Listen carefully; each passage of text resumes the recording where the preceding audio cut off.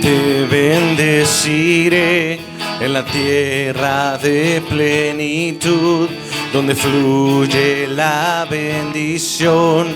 Te bendeciré. Te bendeciré en la tierra de sequedad, aun en medio de tempestad. Te bendeciré.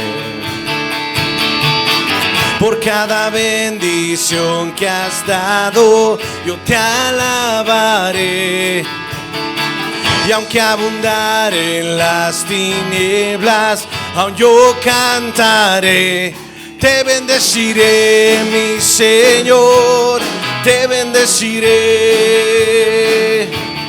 Te bendeciré, mi Señor, tu nombre yo bendeciré. Te bendeciré cuando el sol brille sobre mí y las cosas se encuentren bien. Te bendeciré. Te bendeciré, sin seguirte haya que sufrir y me cueste ofrecerme a ti. Te bendeciré. Por cada bendición que has dado, yo te alabaré. Y aunque abundare en las tinieblas, aún yo cantaré. Te bendeciré, mi Señor, te bendeciré. Te bendeciré, mi Señor, tu nombre yo bendeciré. Te bendeciré, mi Señor, te bendeciré, oh Señor. Te bendeciré, mi Señor, tu nombre yo bendeciré. Tú quitas y tú das. Tú quitas y tú das. Por siempre cantaré que yo te bendeciré. Tú quitas y tú das. Tú quitas y tú das. Por siempre cantaré que yo te bendeciré. Te bendeciré, mi Señor, te bendeciré. Te bendeciré, mi Señor, tu nombre yo vamos a decir una vez más. Te bendeciré, mi Señor, te bendeciré. Te bendeciré, mi Señor, tu nombre yo bendeciré. Te bendeciré, mi Señor, te bendeciré.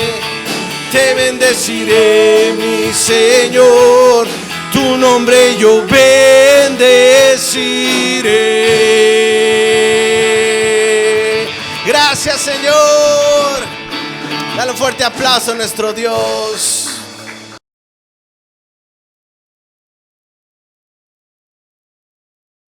Gracias, Señor, porque Dios mío, han sucedido, Señor, varias situaciones, pero en todo, Señor, has estado con nosotros.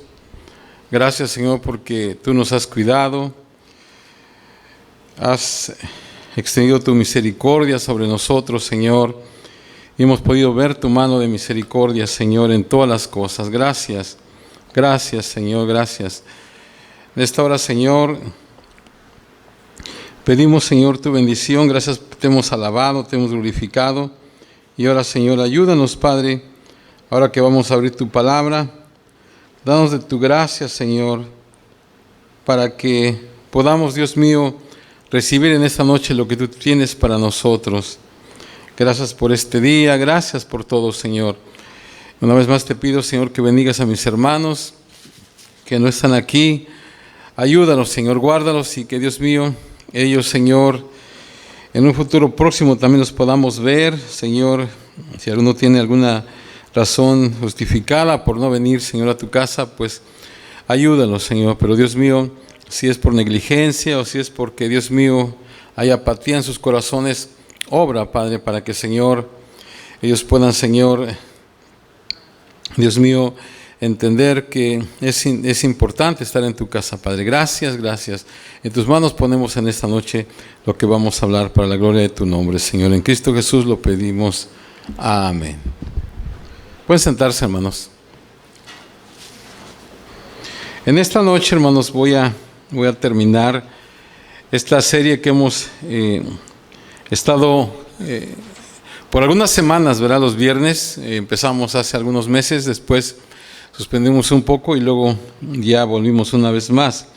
Y en esta noche vamos a hablar de la última de esas bienaventuranzas. Pero antes de entrar, hermanos, quiero solamente decir de que una de las causas mayores de infelicidad, hermanos, es tratar de complacer a todos, ¿verdad? Y que todos hablen bien de nosotros. Pero realmente eso no trabaja, hermanos, porque sencillamente tú no puedes complacer a todos. O sea, eso es un hecho de la vida. No podemos complacer a todos. Ahora, hermanos, Jesús fue muy realista y muy honesto acerca de las consecuencias de seguirlo a Él, ¿verdad? Él dijo, si tú me sigues, va a haber mucha gente que no va a aprobar tu decisión, no te van a querer. Entonces, si nosotros, hermanos, vivimos de acuerdo a estas bienaventuranzas que hemos estado viendo en estas semanas, si tú vives de acuerdo a estas bienaventuranzas, puedes esperar de que haya gente que no esté de acuerdo, no esté contenta contigo. Y voy a explicar esto, hermanos, en el transcurso del sermón. Pero entonces, como el Señor Jesús sabía eso, por tanto, entonces en su última declaración, ahí en Mateo 5:10, Él dice lo siguiente: bienaventurados los que padecen persecución por causa de la justicia, porque de ellos es el reino de los cielos. Otra versión dice, dichosos los perseguidos por hacer lo justo. Ahora, hermanos, tal vez a algunos les parecería muy fuerte esta declaración, pero Él la repite 2 veces. En los versos 11 y 12 vuelve a decir, bienaventurados sois cuando por mi causa os vituperen y os persigan y digan toda clase de mal contra vosotros mintiendo. Gozaos y alegraos porque vuestro galardón es grande en los cielos, porque así persiguieron a los profetas que fueron antes de vosotros. Hermanos, si nosotros nos damos cuenta, ¿verdad? Jesús como que le da más espacio a esta bienaventuranza, le da más espacio que a las otras. Ahora, todas las demás bienaventuranzas, hermanos, tratan con el carácter del cristiano. Y en esta última, Él solo la resume y trata con el carácter del mundo. Y cómo este mundo trata al cristiano. Ese cristiano que tiene las primeras características, las primeras 7 características que vimos, cómo el mundo trata con el cristiano que tiene esas características en su vida. Jesús, hermanos, está diciendo, felices y saludables son aquellos que pueden tratar con el rechazo. Felices y saludables son aquellos cuyas creencias son tan fuertes que pueden resistir cualquier ataque. Entonces quiero, hermanos, en esta noche que miremos nuestra respuesta a esta persecución. Pero antes, hermanos, quiero que primeramente notemos 2 cosas importantes aquí. En primer lugar, la realidad de la persecución. Y es que va a pasar, hermanos, va a pasar. Fíjese, notemos lo que dice. Cuando la gente los insulte y los maltrate. O sea que no dice si acaso, ¿verdad?, vas a ser perseguido o insultado. No dice si va a pasar, sino que si acaso pasa. No. Es un hecho, dice, cuando la gente los insulte o los maltrate. En otras palabras, va a pasar esto.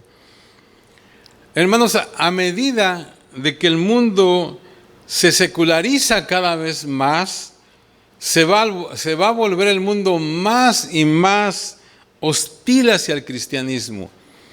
Y la persecución, hermanos, es una realidad. Yo sé que nosotros no sabemos mucho de la persecución, y voy a estar hablando un poquito más adelante de esto. Pero realmente, hermanos, es algo que como digo, a medida de que el mundo se seculariza más, va a hacer esto más notable todavía. Y por eso el Señor Jesús nos está diciendo esto. Porque de alguna manera eso es una realidad ya. Y si para nosotros, ¿verdad?, aquí en este país o en este estado, qué sé yo, tal vez para algunos ya tienen una experiencia con respecto a esto. Algunos tal vez no la tenemos, pero hay una realidad, o sea que esto va a pasar, tarde o temprano. Ya está pasando en muchos lugares y tarde o temprano va a pasar en medio de nosotros. Ahora, ¿cuál es la razón de esta persecución? Y aquí también es algo importante, hermanos, porque en el verso 11 dice, cuando por mi causa, o sea que, ¿por qué vas a ser perseguido? ¿Cuál es la razón? Él no está hablando de una persecución aquí racial o sexual, o una clase de persecución porque tú sencillamente hablas mal en contra de la gente, o insultas a la gente, o con el pretexto de predicarles el evangelio los mandas al infierno. O sea, no está hablando aquí de eso, porque hay mucha gente que se hace a veces la mártir, ¿verdad? Y a mí me están persiguiendo por esto, por mi fe, pero a veces no es tanto por su fe, sencillamente es porque se meten lo que no tiene que meterse, y a veces dicen cosas o hacen cosas que no están bien, y entonces ellos se declaran como diciendo, es que porque soy cristiano, pero a veces no es eso, sencillamente nosotros nos metemos en problemas. Pero aquí dice, ¿verdad?, la causa, dice, cuando por mi causa. Ahora, en Juan 15:20, dijo el Señor, ningún servidor es más que su Señor. Si a mí me han perseguido, también a ustedes los perseguirán. Fíjense, es otra declaración del Señor Jesucristo, ¿verdad? Bueno, dice, si a mí me persiguieron, a ustedes lo van a perseguir. Ahora, entonces la razón justificada, o sea, válida para la persecución, es porque somos como Jesús, o porque queremos ser como Jesús. Entonces la pregunta es, ¿cómo era Jesús? ¿Cómo era Jesús? Bueno, el Señor Jesús era amable, ¿verdad? Ayudaba a la gente, hacía milagros, hacía tantas cosas, pero también a veces decía cosas que a mucha gente no les parecía. ¿Verdad? Se paraba a defender causas, decía cosas que a los líderes, ¿verdad?, digamos a los religiosos, no les parecía. O sea que el Señor Jesús nunca se quedó callado, pues, o sea que él decía lo que tenía que decir en una forma pues correcta, ¿verdad? Entonces, hermanos, cada vez que nosotros nos paremos o digamos o hagamos o imitemos al Señor Jesucristo en esta área, pues lógicamente vamos también a ser perseguidos. Fíjense en 2 Timoteo 3:12 lo que dice: todos los que quieren vivir piadosamente en Cristo Jesús padecerán persecución. O sea, ¿qué es eso de vivir piadosamente? Otra versión dice, aquellos que viven obedeciendo a Jesucristo serán maltratados. O sea, todos los que quieren vivir piadosamente, o sea que aquellos que quieren vivir de acuerdo a sus enseñanzas, ¿verdad? Como por ejemplo, como estudiante, si un estudiante se para y declara que quiere vivir, o un joven, ¿verdad? Declara que quiere vivir con pureza su vida, su juventud, pues la verdad es que mucha gente no lo va a entender y muchos tal vez lo van a criticar, lo van a atacar. Por ejemplo, como empresario, por decir así, o como trabajador, tú puedes declarar, o tú declara que tal vez no vas a participar de ninguna actividad que te avergüence, ¿verdad? Porque quieres complacer al Señor. Entonces vas a recibir toda clase de insultos. E incluso, fíjense, hay personas que yo sé, ¿verdad? Que han sufrido porque no han querido mentir a la hora de, por ejemplo, agarrar un beneficio. Hay mucha gente, ¿verdad?, que tiene todos los beneficios porque todo lo que dice es mentira.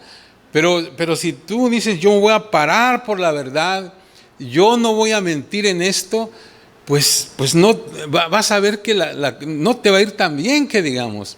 Pero eso es, ¿verdad? Todos los que quieren vivir piadosamente en Cristo Jesús padecerán persecución. Por ejemplo, muchos de nosotros sabemos de negocios, ¿verdad?, que no se han alineado con cosas que van en contra de sus valores. Ustedes saben que hay restaurantes, hay tiendas, ¿verdad?, que tienen sus logos, que tienen sus principios. Hay un hombre que yo creo que muchos de ustedes han oído de él, que es una persona que hacía pasteles, ¿verdad? Un pastelero, ya eso es muy conocido. Y ese hombre, por el hecho de negarse a hacer un pastel para una boda de gays, o sea que, bueno, lo han traído, ya tiene tiempo y demandas y tantas cosas, ¿verdad? Porque sencillamente se paran a defender sus valores. Restaurantes, ¿verdad?, que nosotros sabemos que son de cristianos y que ellos tienen sus valores cristianos. Esta gente no los quiere y los han tratado de destruir. Lo interesante de eso es de que mientras más esa gente trata de destruirlos, Dios los levanta, pero la persecución ahí está, ¿verdad? O sea que el mundo no puede aguantar a cualquiera que sea diferente.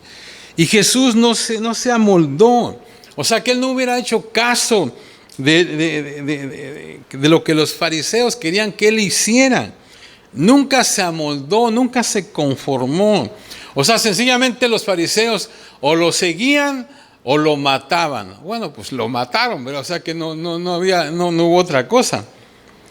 Ahora, posiblemente alguien en esta noche dice, bueno, yo no necesito este mensaje porque nadie me ha molestado por vivir por Cristo. Si es así, déjame decirte que eso quiere decir de que tú entonces no eres diferente a los demás. Porque aquí dice, ¿verdad?, que él dice que todos los que quieren vivir piadosamente, dice, van a ser perseguidos, porque el mundo no aguanta eso, pues, ¿verdad? No aguanta. Entonces, si tú en un momento dado no estás siendo perseguido, eso quiere decir de que no hay diferencia en tu vida. Hay muchos lugares donde vivimos, donde sea, que a veces hay cosas que uno tiene que pararse por lo que es correcto, ¿verdad?, por lo que es bíblico. Y entonces dice, no me meto, ¿verdad? Bueno, pues entonces, pues nadie te va a decir nada, tú no vas a ser perseguido, nada. Pero eso quiere decir también que no eres diferente, o sea que estás con toda la gente ahí. Entonces, esas son cosas importantes. Ahora, ¿cuál es mi respuesta a la persecución? ¿Cómo tratas con esa persecución, con ese maltrato? Cuando estemos siendo perseguidos por nuestra fe, ¿qué es lo que haces? ¿Cómo le haces? En primer lugar, tienes que reconocer la fuente. Reconoce la fuente. Efesios 6:12 dice, porque no tenemos lucha contra sangre y carne, sino contra principados, contra potestades, contra los gobernadores de las tinieblas de este siglo. O sea que nuestra lucha, dice que es, ¿verdad?, no es contra carne ni sangre. Hermano, Dios es enemigo del diablo, ¿verdad? Es una lucha tremenda que la verdad nosotros no lo podemos a veces entender. Qué ¿cómo es ese antagonismo, ¿verdad?, entre el diablo y Dios? Es algo que la verdad nosotros no podemos entenderlo. Fíjense, aquí en el mundo conocemos a veces de rivalidades.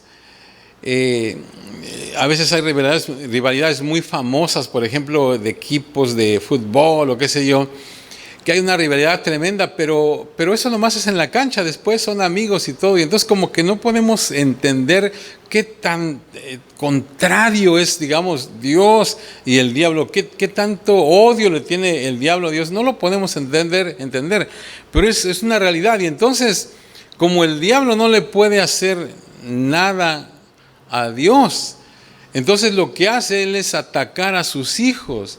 O sea, si a ti como padre alguien te quiere atacar, pero no puede hacer nada contigo, entonces va a atacar a tus hijos, y eso te va a doler más que si te atacaran a ti. Entonces, como el diablo no puede hacerle nada a Dios, él ataca a sus hijos, y él usa a mucha gente, y mucha gente es muy fácil de ser usada por el diablo. Entonces, cuando uno es atacado así, tú tienes que ver, no es esa persona, tal vez no es ese vecino, no es ese supervisor, o no es ese fulano que te está molestando, es el diablo que está usando a esa gente. Entonces tienes que reconocer la fuente. O sea, ¿quién es el que me está atacando? Esa persona, ¿verdad?, que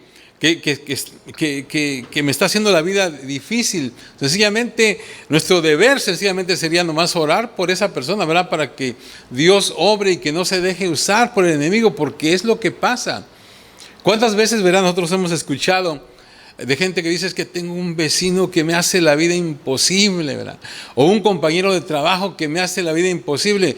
Es el mismo diablo. Bueno, es el diablo el que lo está usando, pero realmente no es él, realmente es el enemigo que lo está usando.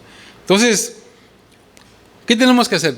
En primer lugar, reconoce la fuente. O sea, que no es la persona, no es tu vecino, no es tu esposa o tu esposa, es el enemigo. Número 2, rechaza la venganza. O sea, que no podemos entonces estar pensando en vengar. Romanos 12, no paguéis a nadie mal por mal, no os venguéis vosotros mismos, dejad lugar a la ira de Dios. Otra vez, ¿verdad? Recuerda quién es el enemigo. La persona que te ataca solamente es un instrumento de Satanás, y ellos a veces no entienden que están siendo usados por el diablo. Ahora, Jesús, en el verso 11 del capítulo 5 de Mateo, usa 3 diferentes clases de maltrato verbal. Él habla de insultos, habla de persecución y habla de decir males contra ti mintiendo. Entonces, si tú caminas de manera íntegra y sin nada que esconder, entonces el enemigo va a usar a personas que encontrarán alguna forma de insultarte, decir males en contra de ti mintiendo. Ahora, ustedes saben que en la Biblia, hermanos, Jesús, el mismo Jesús fue acusado le decían que era bebedor, que era glotón, pero Jesús nunca se desquitó, ¿verdad? Él rechazó la venganza. Entonces, pues lógicamente la reacción lógica de nosotros ante todo eso sería, pues, vengarnos, ¿verdad? Pero tenemos que rechazar la venganza. O sea, ¿cómo tratamos? ¿Cuál es nuestra respuesta a la persecución? Reconoce la fuente, rechaza la venganza. En tercer lugar, eso es digamos lo contrario, ¿verdad? Responde positivamente. Dice en Romanos 12:21, no seas vencido de lo malo, sino vence con el bien el mal. O sea que normalmente esa no es nuestra reacción cuando hemos sido atacados, ¿verdad? No respondemos con bien. Ahora, ¿cómo responder en forma positiva entonces?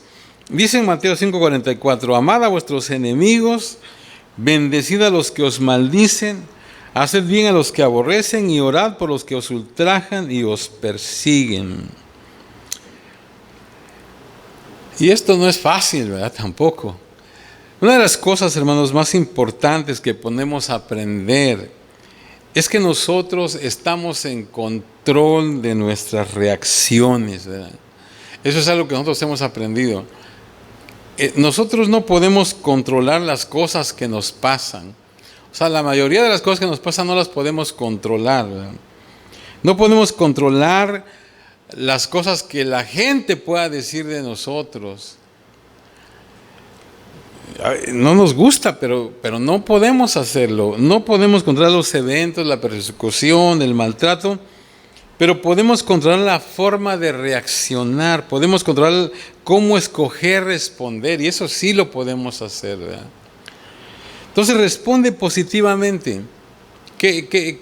¿Cómo es? Bueno, ámalos, ora por ellos, ora por su bienestar, ora que se haga la voluntad de Dios en sus vidas. O sea que eso es responder positivamente. Y lógicamente que no es fácil, ¿verdad? Pero Dios en su grande misericordia nos va a ayudar para hacerlo, ¿verdad? Tenemos que llegar a un punto en que tenemos que pedirle a Dios, ayúdame, Señor, porque esto para mí no es fácil. Cuando te están atacando, en lugar de decirte a ti las cosas personalmente, se las dicen por ahí a alguien. O sea, se siente feo. Pero, pues, ¿qué ganamos con amargarnos, verdad? Entonces, responde positivamente. Número 4, regocíjate. Y aquí pues, a veces es más difícil. Dice, alegraos y gozaos. Ahora, él no está diciendo que nos regocijemos en el dolor, ¿verdad? No está diciendo que nos regocijemos por lo que nos están diciendo, pero él dice, regocíjate cuando la gente te persiga por causa de tu fe, cuando lo hagan porque te pareces a Jesús, cuando tú estás siendo diferente. Regocíjate. Ahora, en este punto quiero hablar algunas cosas también. ¿Por qué debería regocijarme cuando me están persiguiendo? Algunas razones por las cuales debería de regocijarme cuando me están persiguiendo, pero por mi fe, ¿verdad? Por causa de Jesús. En primer lugar, debería regocijarme porque eso significa que el Espíritu de Dios puede ser visto en mi vida. O sea que si nadie vería a Cristo en tu vida, pues la verdad, especialmente el mundo no te molestaría, ¿verdad? Es una indicación de que la gente puede ver a Jesús en tu vida. Primera de Pedro 4:14 dice, si alguien los insulta por confiar en Cristo, consideren ese insulto como una bendición de Dios. Eso significa que el maravilloso Espíritu de Dios está siempre con ustedes. O sea, cuando la gente te insulta porque eres cristiano, eso significa que ellos ven a Jesús en ti. El Espíritu de Dios está en ti. Entonces, la pregunta aquí, yo creo que la pregunta obligada aquí es, ¿se dará cuenta alguien de que yo soy cristiano? ¿Te has preguntado tú eso? ¿Alguien se dará cuenta de que eres cristiano? Amén. ¿Alguien se da cuenta? ¿Alguien sabe, hermano, así nomás porque te vea?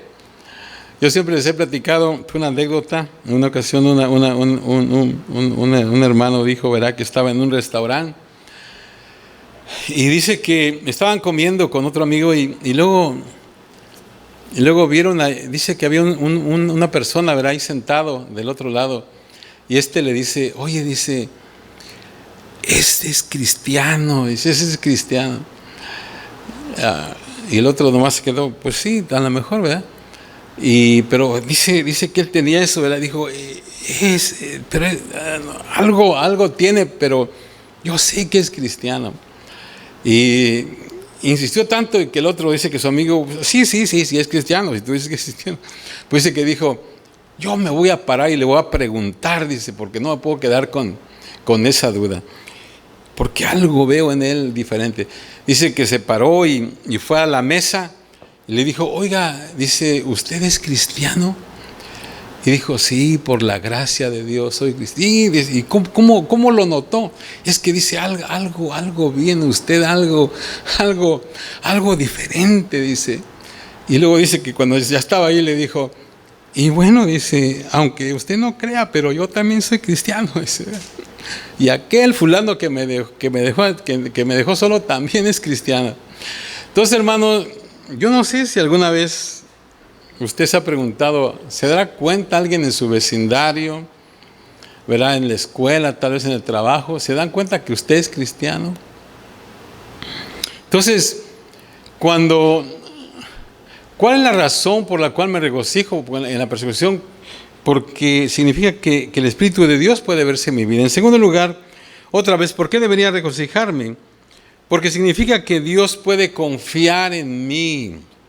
Dice en Hechos 5:41, y ellos salieron de la presencia del concilio gozosos de haber sido tenidos por dignos de padecer afrenta por causa del nombre. O sea que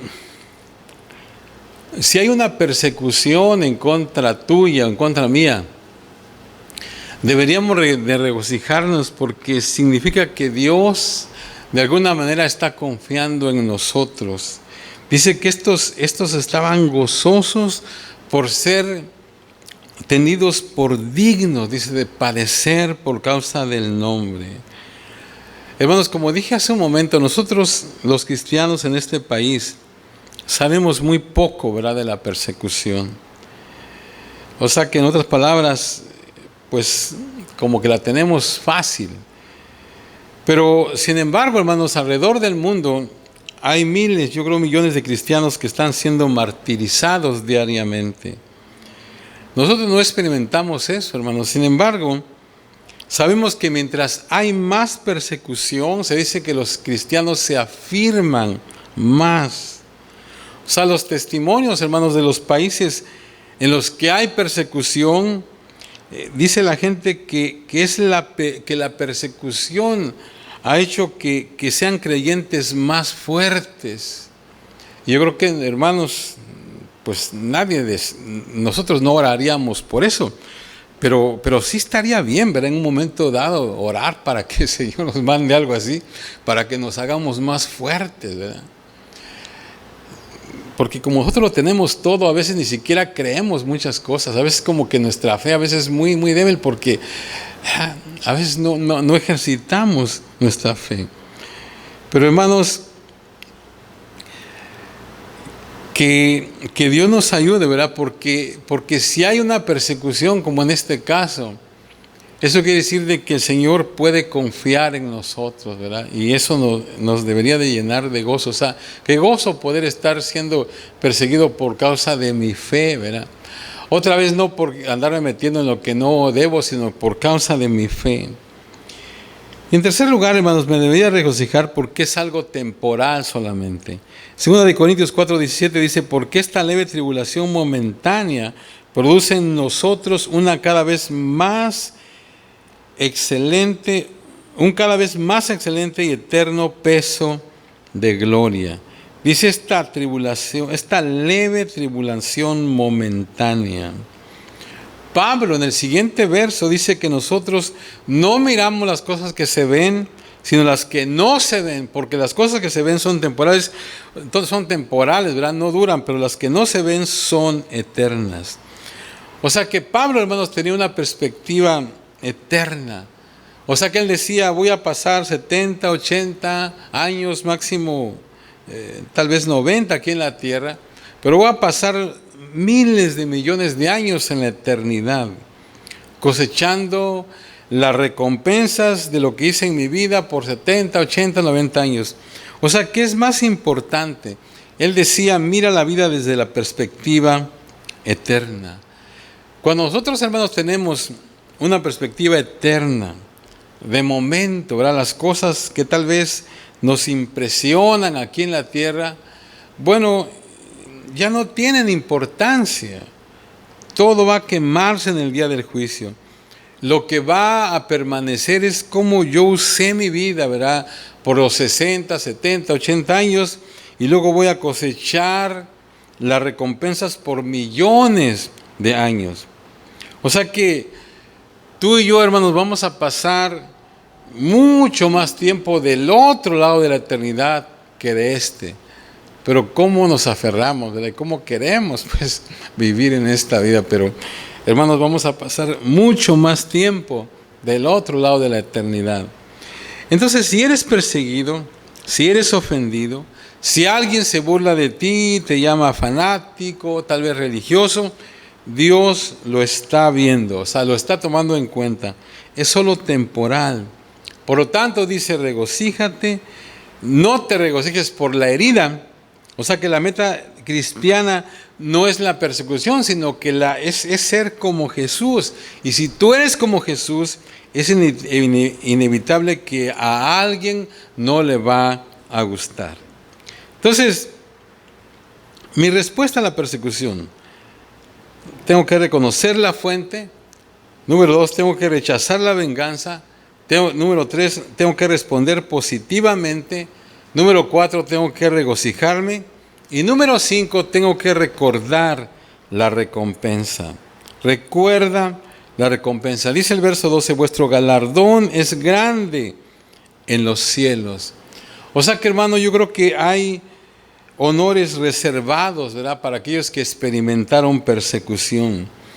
Jesús dijo que tú estás en buena compañía. Dice, porque así persiguieron a los profetas que fueron antes de vosotros. Siempre hemos dicho, ¿verdad?, que hoy todo el mundo quiere ser profeta, ¿verdad? O sea que es un título que todo el mundo, el profeta fulano. Pero antes, hermano, nadie quería ser profeta. Porque si tú eras profeta, tenías que decir un montón de cosas que ni querías decir, ¿verdad? Y tenías que portarte de una manera, como Dios te decía que tenías que hacerlo, y no era fácil, y eras perseguido, y eras encarcelado, y te pasaba todo tipo de cosas negativas.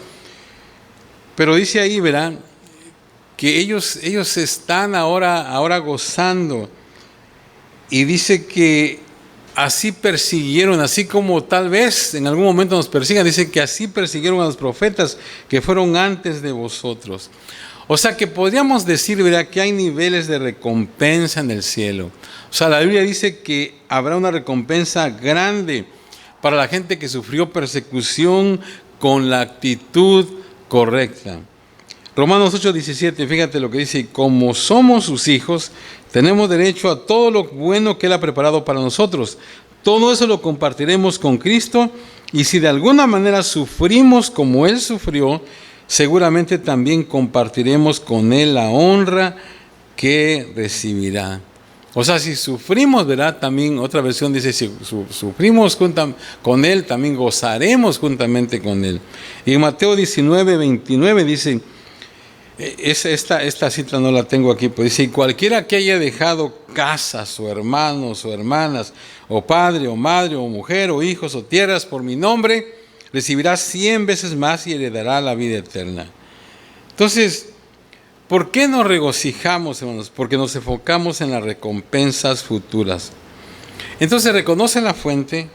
La persecución es del diablo, no de la persona que te está persiguiendo. Es una batalla espiritual. Rechaza vengarte. Responde positivamente. Ámalos. Ora por ellos. Y regocíjate porque el Espíritu de Dios puede ser visto en tu vida, y confía en Él.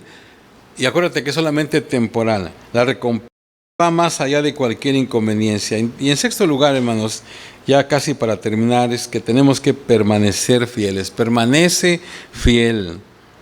Persevera en hacer lo correcto. Mira de Pedro 4:19. De modo que los que padecen según la voluntad de Dios, confíen sus almas al fiel Creador y hagan el bien.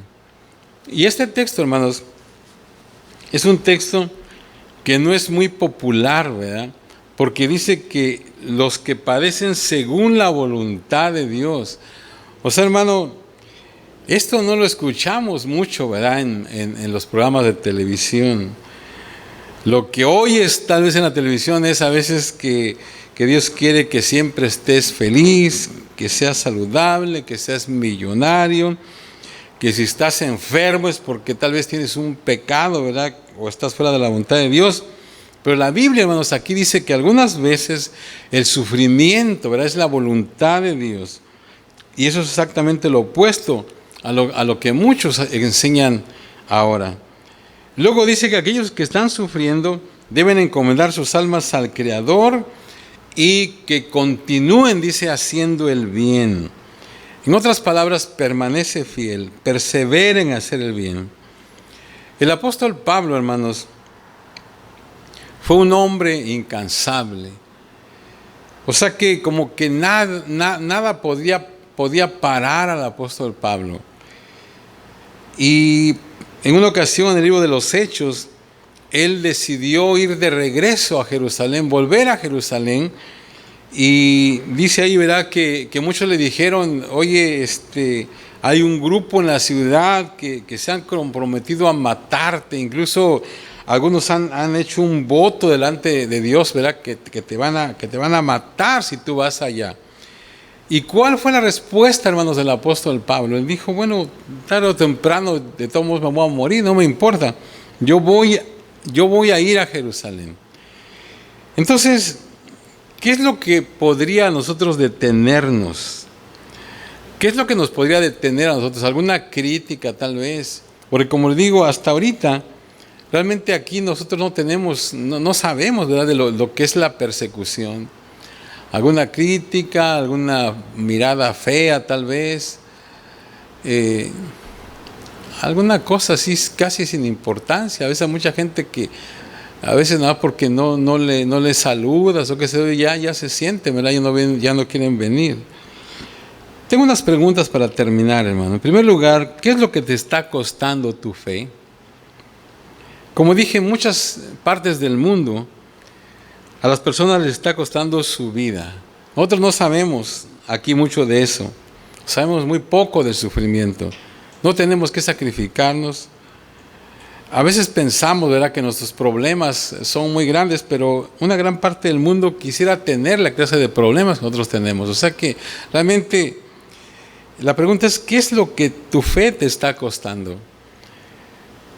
La siguiente pregunta, ¿qué costo permanecerías fiel a Cristo?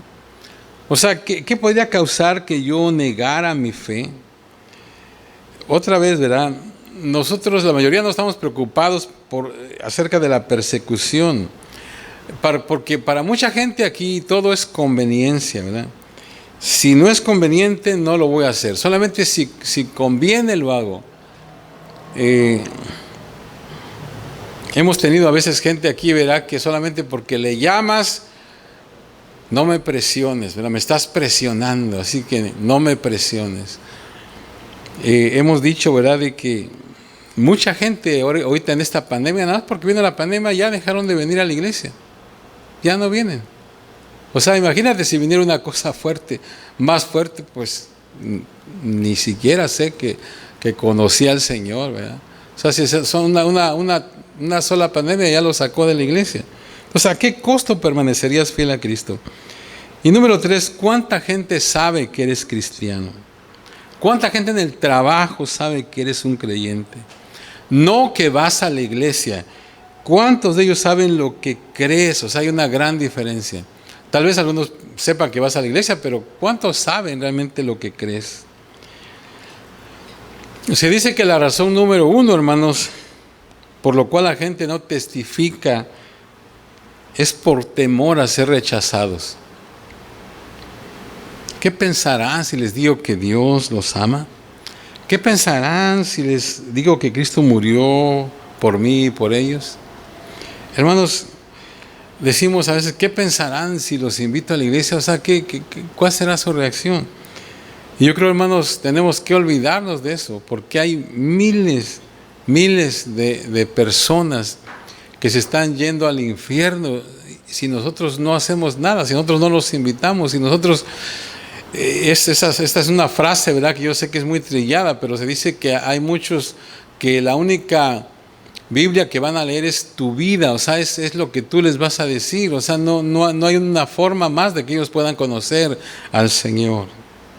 La gente necesita al Señor y no nos debería importar lo que la otra gente piensa, porque en realidad no son ellos, ¿verdad? Es el diablo que a veces está detrás de todo eso. Esas gentes necesitan a Cristo. Entonces, hermanos, si tú haces todas estas cosas, si tú vives de acuerdo a estas bienaventuranzas, tú vas a ser perseguido. El Señor dijo que había un precio que pagar por seguirlo. O sea, la popularidad aquí en la tierra nunca está garantizada en los evangelios, pero la recompensa en el cielo está garantizada. O sea que aquí en la tierra no se nos garantiza realmente nada. Gracias a Dios, ¿verdad?, por su misericordia. Gracias a Dios por todo lo que nos da, pero realmente no tenemos garantizado eso aquí en la tierra. En el cielo sí, ahí sí está garantizada. Y tal vez, hermanos, no pasemos tal vez ni 5 minutos en el cielo cuando digamos, ¿por qué no di más? ¿Por qué no serví más? ¿Por qué no amé más? ¿Por qué no testifiqué más? ¿Por qué no gasté mi vida en las cosas que realmente valían la pena? ¿Por qué gasté mi vida en cosas que realmente no servían, que no duraban? Entonces, ¿cómo estás usando tu vida? ¿Las estás usando para edificar tu reino o el reino de Dios? Dice la palabra, bienaventurados los pobres en espíritu, porque de ellos es el reino de los cielos. Bienaventurados los que lloran, porque ellos recibirán consolación. Bienaventurados los mansos, porque ellos recibirán la tierra por heredad. Bienaventurados los que tienen hambre y sed de justicia, porque serán saciados. Bienaventurados los misericordiosos, porque ellos alcanzarán misericordia. Bienaventurados los de limpio corazón, porque ellos verán a Dios. Bienaventurados los pacificadores, porque serán llamados hijos de Dios. Bienaventurados los que padecen persecución por causa de la justicia, porque de ellos es el reino de los cielos. Hermanos, si vivimos de acuerdo a estas bienaventuranzas, vamos a ser bendecidos, pero también posiblemente va a haber gente que no nos va a querer. Pero hermanos, o sea que tal vez no tengamos mucha recompensa en la tierra, hermanos, pero la recompensa en el cielo está garantizada por vivir de esta manera. Póngase de pie, hermanos, vamos a orar en esta hora. ¿Amén? Al terminar, hermanos, esta serie, yo no sé, yo quisiera invitarle, si usted quiere pasar y decirle al Señor, ayúdame, Señor, para que, Dios mío, yo pueda vivir de acuerdo, Señor, a estas bienaventuranzas. De acuerdo, Señor, a lo que tú, Señor, quieres. En esta noche, ¿por qué no le dices al Señor, Señor, ayúdame, Padre? Ayúdame, Señor. Tú dices, Señor, en tu palabra, bienaventurados los pobres en espíritu.